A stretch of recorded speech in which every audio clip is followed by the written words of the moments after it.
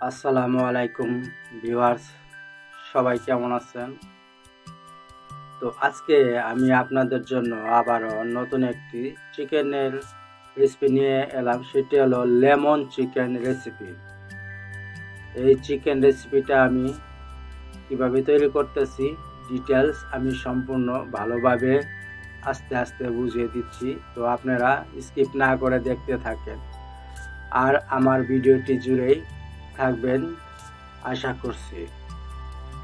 তো এখানে আমি শুধু লেগ পিস দিয়েই তৈরি করে দেখাচ্ছি। তো এর জন্য আমি প্রথমে 1 গ্লাস লেবু চিপে নিয়েছি।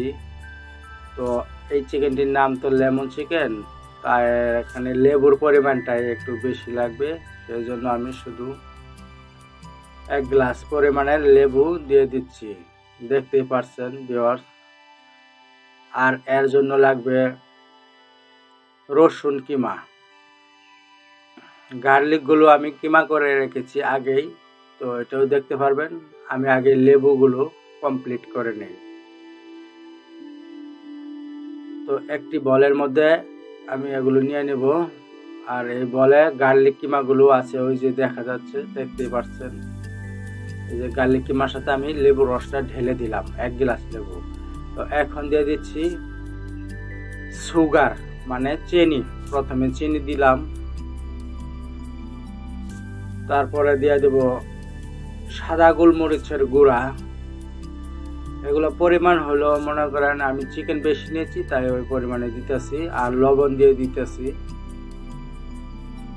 তার সাথে দিয়ে দিতেছি একটু টেস্টিং সল্ট। এটা আপনারা দিলেও দিতে পারেন, দিলে আরো ভালো টেস্ট আসে, না দিলে সমস্যা নাই, চলবে। তারপর দিয়ে দিচ্ছি গুঁড়া মরিচ। গুঁড়া মরিচ দিলাম আপনার 50 গ্রামের মতো।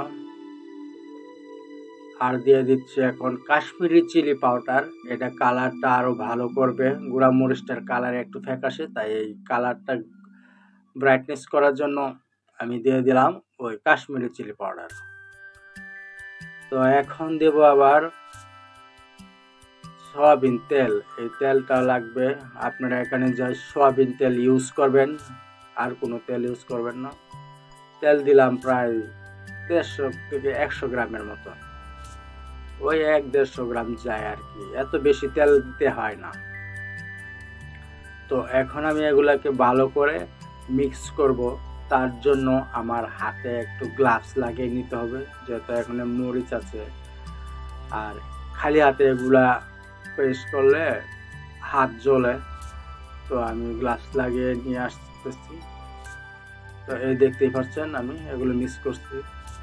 তো ভিউয়ার্স, এই ভিডিওটা আমি একটা রেস্টুরেন্টের মধ্যে তৈরি করছিলাম, তো ফুটেজগুলো আপনাদের কাছে মনে হয় ভালো ক্লিয়ার বোঝা যাচ্ছে না, সেজন্য আমি দুঃখিত। তার জন্য আমাকে সবাই ক্ষমার দৃষ্টিতে দেখবেন। আর আশা করি আমার এই ভিডিওটা দেখে আপনারা উপকৃত হবেন, আর অবশ্যই আপনারা বাসায় এটা ট্রাই করবেন। এই চিকেনটা অনেক সুস্বাদু, লেমন চিকেন, অথবা এর পুরা নাম বলতে গেলে ওভেন বেক লেমন চিকেন। তো আমি জাস্ট সংক্ষিপ্তে বলছি, এটা হচ্ছে লেমন চিকেন। এই চিকেনটা আপনারা হয়তো কোথাও রেসিপি দেখেন নাই বা ইউটিউবেও এটা নাই। তো প্রফেশনাল লেমন চিকেন আমি আজকে আপনাদের তৈরি করে দেখাচ্ছি, ঠিক আছে? তো এখন আমি দিব আবার কিছু ভিনেগার। ভিনেগারটা দিলাম প্রায় আপনার 200 মিলিমিটারের মতো ভিনেগার। এটাও একটু টক। তারপরে লেবু তো দিয়েছি, দেখতেই পাচ্ছেন।